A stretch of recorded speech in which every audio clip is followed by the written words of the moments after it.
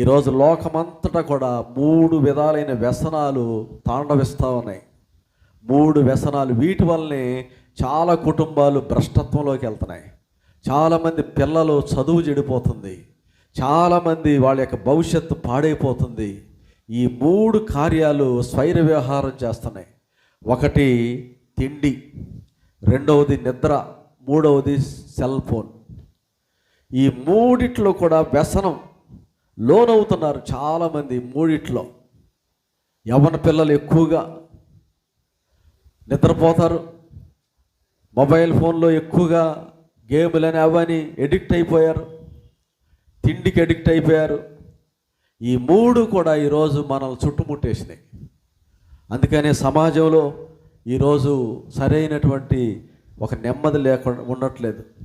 అనేక కుటుంబాల్లో నెమ్మది లేకపోవడానికి కారణం, మీరు ఎటు